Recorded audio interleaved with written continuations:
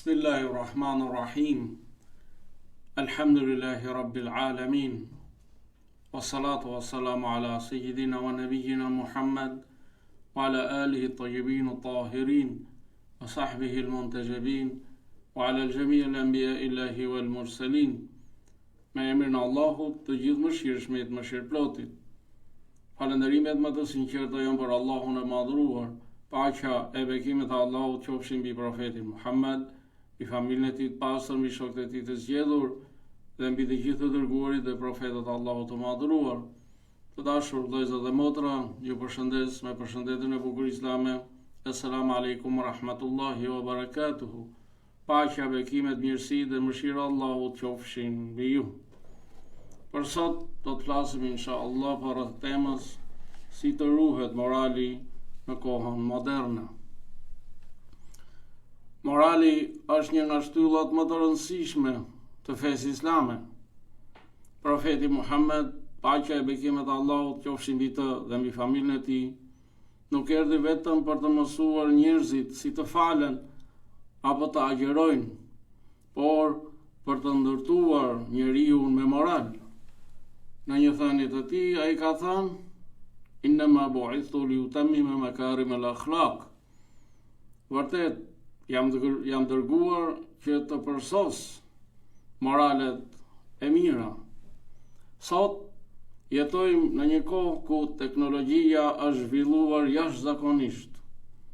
Por në shumë raste shohim se morali është dobësuar. Sot njeriu përballet çdo ditë me sprova të reja, interneti, rrjetet sociale, materializmi, surja morale, gënjeshtra, përgojimi dhe humbja e ndjenjës së turpit. Kështu që lind pyetja, si mund ta ruajmë moralin në një kohë të tillë? Kurani i Shenjtë, libri udhëzues, kushtetuta e Allahut për mbar njerëzimin, profeti ynë i dashur, vula e të gjithë profetëve dhe ehli bejti i tij i pastër e i bekuar, na mësojnë disa rrugë të qarta për këtë çështje, pra për ruajtjen e moralit në kohë moderne. Dhe ato rrugë janë: e para, forcimi i lidhjes me krijuesin, me Allahun fuqiplot. Kur zemra lidhet me krijuesin e saj, me Allahun e plot fuqishëm, morali ruhet. Në ajetin 45 të surës Al-Ankabut, Allahu i madhruar thot: Inna salata tanha anil fahshai wal munkar. Vërtet, namazi të largon nga shturja dhe nga çdo gjë e keqe. Namazi nuk është vetëm disa lëvizje, por ai është edukim i përditshëm. Namazi është lidhja më e fortë e njeriut me Allahun. Imam Aliu, paqja qoftë mbi të, ka thënë: frika ndaj Allahut është çelësi i çdo drejtësie. Dhe ajo zemër e lidhur me Allahun, ajo është e frikësuar më shumë. Ajo zemër është më e devotshme, është më e fortë dhe kur nuk ndikohet nga të këqijat. Sa më shumë ta kujtojmë Allahun, aq më pak do të bijem në mëkat. Sa më e fortë të jetë lidhja me Allahun fuqiplot, aq më shumë ruhet edhe morali. Rruga e dytë për ruajtjen e moralit në kohë moderne sipas fesë së pastër islame është kontrolli i syrit dhe i zemrës. Sprova më e madhe vjen përmes syve. Për këtë, në ajetin 30 të surës Nur, Kurani i urdhëron besimtarët dhe thot: Qul lil mu'minina yaghuddu min absarihim wa yahfazu furujahum. Thuaj ju besimtarëve që të ulin shikimet e tyre nga ndaluara, pra, dhe ta ruajnë nderin e tyre nga marrëdhëniet e jashtëligjshme. Po ashtu, në ajetin 31 të surës Nur, Kurani u drejtohet grave besimtarëve dhe thot: Wa qul lil mu'minati yaghdudna min absarihinna wa yahfazna furujahun. Thuaj ju besimtarëve që të ulin shikimet e tyre nga ndaluara, të ruajnë nderin e tyre nga marrëdhëniet e jashtëligjshme. Imam Jafar Sadiq, paqja qoftë mbi të, ka thënë: shikimi është një prej shigjetave të helmuara të iblisit, të djallit.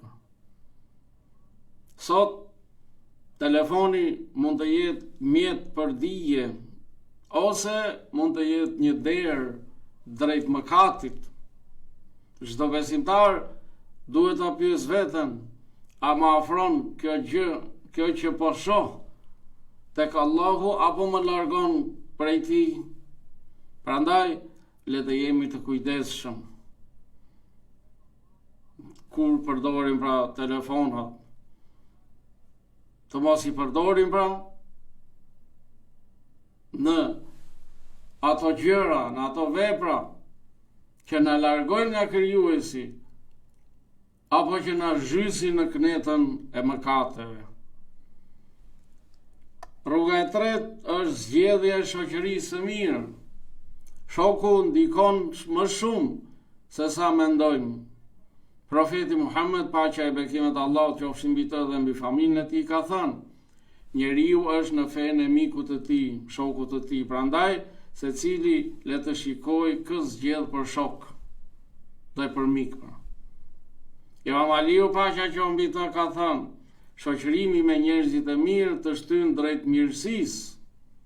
Pra, edhe shoqëria virtuale është një shoqëri. Njerëzit që ndjekim në internet ndikojnë në zemrën tonë. Prandaj duhet të jemi të kujdesshëm gjithmonë në shkrime, në komente, me qëllim pra që të mos largohemi nga rruga e smirës, mos të zhytemi pra në rrugën e së keqes, mos të hyjmë pra në atë rrugë që na shkatërron moralin. Rruga e katërt për ruajtjen e moralit në këtë kohë moderne është ruajtja e gjuhës. Shumë mëkate sot kryhen me gjuhë ose me tastier të kompjutera që shkruhet. Mirëpo duhet të dim se çdo fjalë shënohet, siç thuhet në ajetin 18 të surës Qaf: ma yalfidhu min qawlin illa ladayhi raqibun atid. Njeriu nuk nxjerr asnjë fjalë pa qenë pranë tij një mbikëqyrës i gatshëm, pra një engjëll i cili shkruan, shënon fjalët që dalin prej njeriu. Askush të mos mendoj ose të bazohet tek ajo fjala, tek ajo thënie që thot fjalët i merr era. Kjo është gabim. Fjalët të gjitha shënohen. Të bëjmë kujdes në nxjerrjen e fjalëve. Të ruajmë gjuhën tonë. Nëse e përdorim gjuhën për të mirë, jemi vërtet për atyre që e ruajnë moralin. Nëse e përdorim gjuhën për keq, pra për të gënjyer, për të mashtruar, për të fyer, për të tallur, për të sharë, padyshim pra që këto e shkatërrojnë moralin tek njeriu. Imam Jafar Sadiq, paqja qofshin mbi të, ka thënë: besimtari hesht shumë dhe flet pak. Sot kjo vlen edhe për komentet në për internet. Mos shkruaj atë që nuk do ta thuash para Allahut ditën e gjykimit. Mos shkruaj atë që të çon në ndëshkim. Mos shkruaj atë që të largon nga Allahu fuqiplot. Ka shumë njerëz të cilët pra shajnë, ofendojnë me komente të ndryshme dhe kujtojnë se janë të fuqishëm, janë të fortë, por ata harrojnë sepse ata dëmtojnë vetëm veten e tyre. Në radhë parë shfaqin atë ligësinë, atë të keqen që kanë kur shkruajnë. Në radhë dytë ata dëmtojnë më shumë veten e tyre, sepse e mbushin atë librin e veprave vetëm me të këqija. Prandaj le të kemi kujdes, sepse çdo fjalë pra shënohet. Të ruajmë gjuhën, ta përdorim gjuhën në ato vende ose për ato gjëra që fitohet kënaqësia e Allahut. Ta përdorim gjuhën duke falendëruar Allahun, duke e madhruar Allahun, duke folur fjalë të mira me njerëzit, me krijesat e Allahut. Nëse e ruajmë gjuhën, ruajmë edhe moralin tonë. Rruga e 5 për ruajtjen e moralit në kohët e moderne është ndjenja e turpit. Duhet të jetë e pranishme tek njerëzit. Dhe fatkeqësisht një nga gjërat që po humbet sot është ndjenja e turpit. Profeti Muhammed sallallahu alaihi wa ali ka thënë, turpi është pjesë e besimit. Ai që nuk ka turp, nuk ka besim. Imam Aliu, paqja qoftë te, ka thënë, ai që nuk ka turp, nuk ka fe. Në një thënie profeti Muhammed sallallahu alaihi wa ali ka thënë, nëse nuk ke turp, bëj çfarë do duash. Sot shumë gjëra që dikur konsideroheshin të turpshme, janë bërë normale, fatkeqësi e madhe. Por besimtari nuk matet me standardet e shoqërisë, ai matet me standardet e Allahut fuqiplot. Vlera e tij matet sipas kriterëve që ka vendosur Allahu, si devotshmëria, sinqeriteti, e vërteta, drejtësia, besnikëria dhe morali. Morali është baza e çdo shoqërie. Në një thënie të një poeti arab thuhet që popujt ekzistojnë përderisa ekziston morali. Nëse ai pra morali zhduket, edhe ata zhduken. Prandaj pra, le të jemi gjithmonë të veshur me ndjenjen e turpit. Nëse jemi të tillë, kemi ruajtur edhe moralin. Rruga e 6 është kujtimi i ditës së gjykimit. Kur njeriu kujton se për çdo gjë do të jap llogari, ai bëhet i kujdesshëm, sepse në atë ditë gjithçka, fjalë e vepër, do të dalë haptasi dhe do të llogaritet. Në ajetin 78 të surës Zelzele, Kurani i thot: "Faman ya'mal mithqala dharratin khayran yarah, wa man ya'mal mithqala dharratin sharran yarah." Kush bën sa pesha e një grimce të një të mirë, pra sa pesha e një grimce, do ta shoh atë. Dhe kush bën një të keqe sa pesha e një grimce, do ta shoh atë. Asgjë nuk fshihet në atë ditë. Prandaj gjithmonë le ta kujtojmë ditën e gjykimit. Imam Aliu alayhis salam thot: llogaritni veten para se të llogariteni. Çdo mbrëmje le të pyesim veten tonë: çfarë bëra sot? Cilin ndova? A jam më afër me Allahun se dita e djeshme, apo jam më larg? Nëse për çdo ditë ja drejtojmë vetes për këto pyetje, ne e kemi ruajtur veten, kemi ruajtur edhe moralin. Rruga 7, profeti Muhammed sallallahu alaihi wa ali modeli më i mirë dhe më i lartë i moralit.